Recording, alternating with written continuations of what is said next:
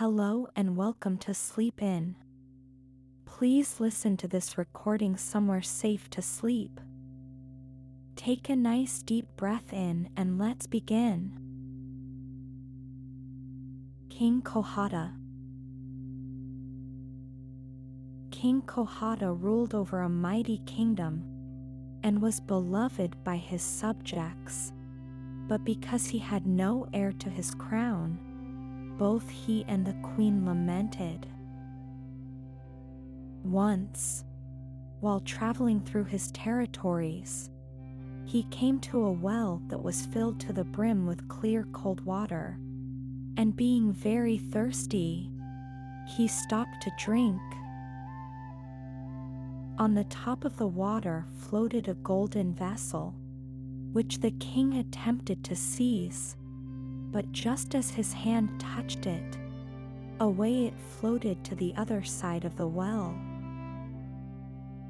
He went around to where the vessel rested and tried again, with the same result.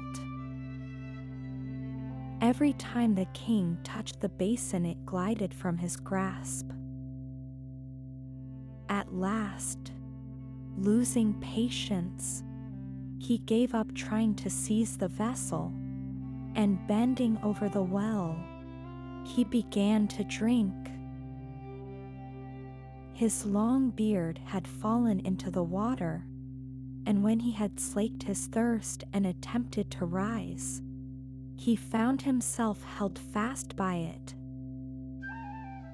After vainly pulling and jerking for some time, he looked down into the water and saw a hideous face grinning at him. Its eyes were green and shining, its teeth showed from ear to ear, and it held him by the beard with two bony claws. In horror, the king tried to extricate himself, but a terrible voice came from the depths of the well. "You cannot get away, King Kojata, so do not make me pull your beard too hard. There is something at the palace of which you do not know. Promise to give it to me, and I will release you." The king did not know of anything that could have arrived at the palace during his absence worth the discomfort he was experiencing, so he very readily gave his promise, and was freed. When he had shaken the water from his beard, he looked in the well for the ugly monster which had held him captive, but he was nowhere to be seen. Summoning his attendants, he at once set out for home, where he arrived in a few days. The people along the way hailed him with delight, and when he reached the palace, the queen led him to the royal chamber and showed him a beautiful son that had been born during his absence. His joy was so great that he forgot all else, but after a time he recalled with horror his compact with the monster of the well, and the meaning was all plain to him. The thought of what he had promised haunted him day and night, and the fear that something would happen to his little son tortured him. But as days and months passed, and the little prince grew more beautiful all the time, the king at last forgot his fears and became happy once more. Years went by without anything happening to disturb his peace of mind, and the prince grew to be a beautiful youth, who was the joy and pride of the king and queen. One day he went with the hunters to the forest, and while pursuing a wild boar, became separated from them.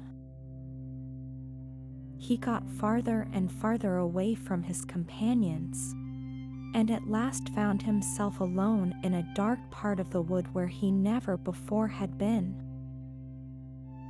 Not knowing in which direction his path lay, He called again and again to the hunters. At last a hoarse voice answered him, and from the hollow trunk of a lime tree appeared a hideous man with green eyes and terrible teeth. "I've waited for you a long time, Prince Milan," said he. "Who on earth may you be?" asked the prince. "Your father will tell you who I am. Just give my greetings to His Majesty, and tell him that I am ready to claim the debt he owes me." The green-eyed man then disappeared into the hollow tree from which he came, and when the prince reached home, he related his experience to his father. The king turned white and cried, "At last, it has come." Then he explained to the prince what had occurred at the well, and added, "Now my happiness is at an end, for you, my son, will be taken from me." The prince told the king not to despair, for though he might go away, he was certain to return to him. His father provided him with a handsome horse with golden stirrups, and the queen gave him a cross to wear about his neck. When he had said farewell to his unhappy parents, he mounted his horse and rode for 2 days without stopping. On the 3rd day he came to a lake on whose smooth surface 30 ducks were swimming, while spread about upon the grass were 30 white garments. The prince dismounted, and taking up one of the garments, seated himself behind a bush and waited to see what would happen. The ducks dived under the water and disported themselves for a time, then came ashore, and putting on the little white garments, they became beautiful maidens and disappeared. But there was one little duck that remained on the lake and swam about in the most distracted manner, uttering piteous cries. The prince came from behind the bush, and the little duck begged him to give back her garment. He had no sooner done so than before him stood the loveliest maiden he had ever seen. "Thank you, Prince Milan, for restoring my garment," said she. "My name is Hyacinthia, and I am one of the 30 daughters of a king of the underworld, to whose castle I will lead you, for he has waited long for you. Approach him on your knees and do not fear him, for I will be there to help you, whatever happens." She tapped her little foot on the ground, which opened, and they were immediately transported to the palace of her father in the underworld, which was carved from a single carbuncle. When his eyes became accustomed to the radiant light, the prince saw the magician of the lime tree sitting on a dazzling throne. His green eyes looked out from under a golden crown, and his hideous claws clutched the air with rage when he saw the prince. Remembering what the maiden had told him, Prince Milan walked boldly up to the throne and knelt at the feet of the magician, who cursed in a voice that shook the underworld. As the youth was not at all frightened, the magician at last stopped swearing. Laughing at his courage, he welcomed him to his palace and showed him to a beautiful chamber which he was to occupy. On the following day he sent for him and said, "You are very brave, Prince Milan, but you must pay the penalty for keeping me waiting so long for you. Tonight build me a palace of gold and marble, with windows of crystal, and about it the most beautiful gardens in the world, or tomorrow I shall cut off your head." The prince went back to his chamber and sadly awaited his doom. That evening a small bee flew in through his window, and as soon as it entered the room it became Hyacinthia. "Why are you sad, Prince Milan?" she asked. He told her of her father's impossible command and added, "Naturally, I am not happy at the thought of losing my head." "Do not be distressed about that," said she, "but trust to me." In the morning he looked out of the window and saw a wonderful marble palace, with a roof of gold.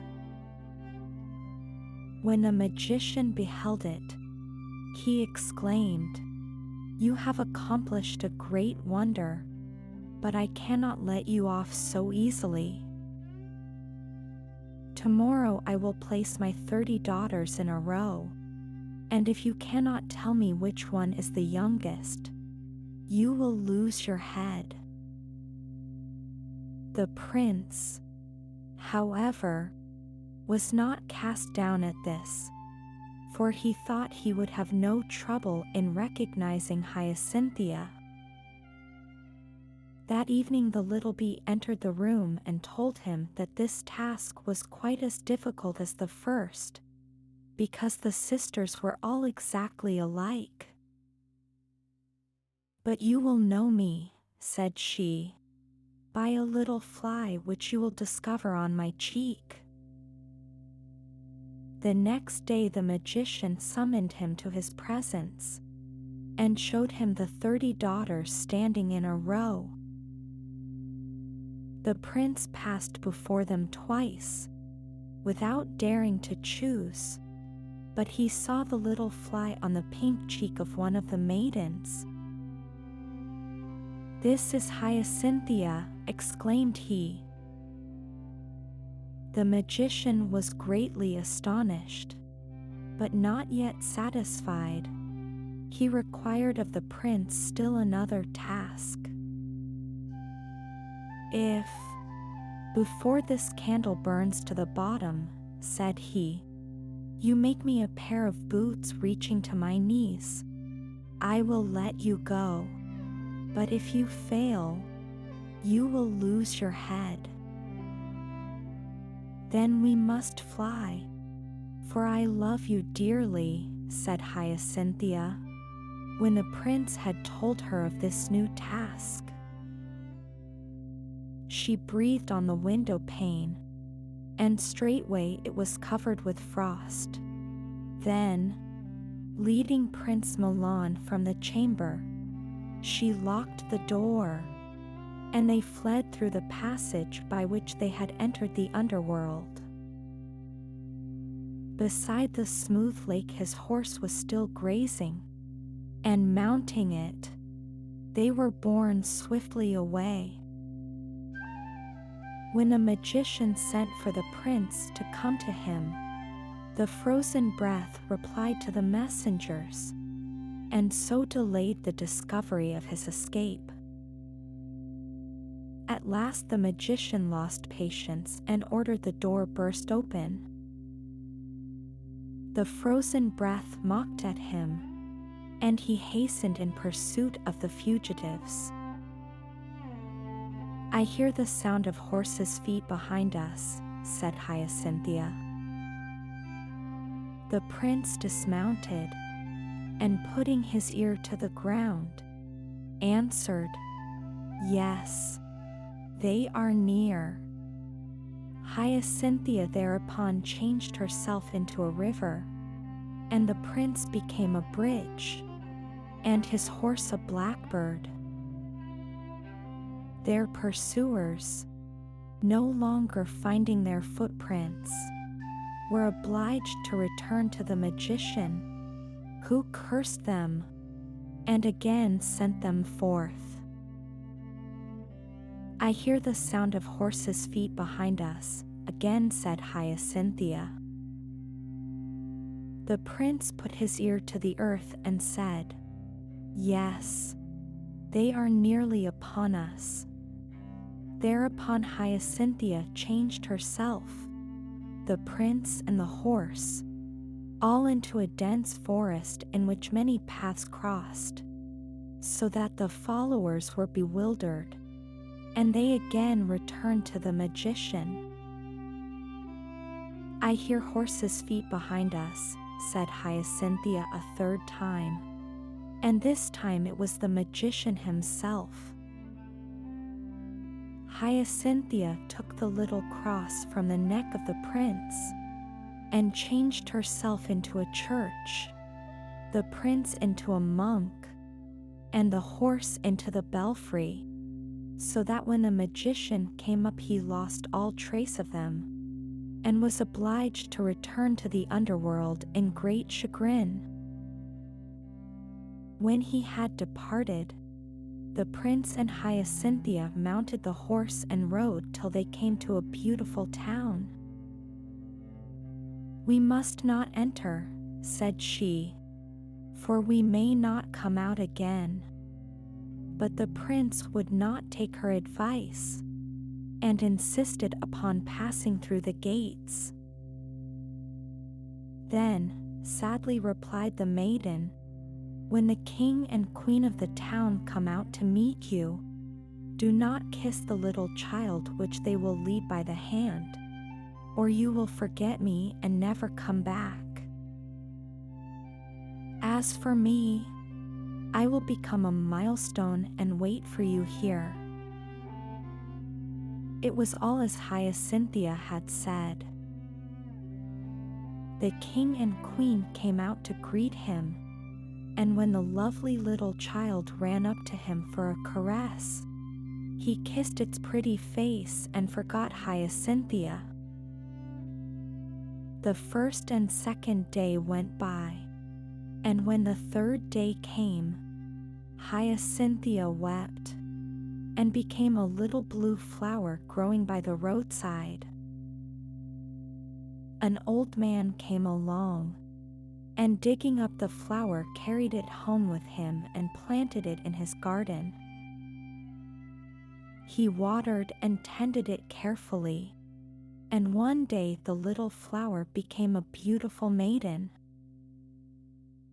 "Why did you not leave me to die by the roadside?" she asked, and told the old man her story. "Tomorrow is Prince Milan's wedding day," said the old man.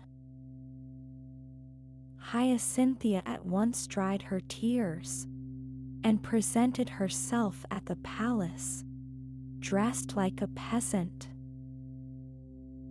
She went to the cook and asked to be allowed to make the wedding cake. The cook was so struck with her beauty that he could not refuse the request. When the guests were all seated about the table, Prince Milan was called upon to cut the cake. As soon as he had done so, out flew two beautiful doves, which circled about his head. "Dear mate," cried one of the doves, "do not leave me as Prince Milan left Hyacinthia."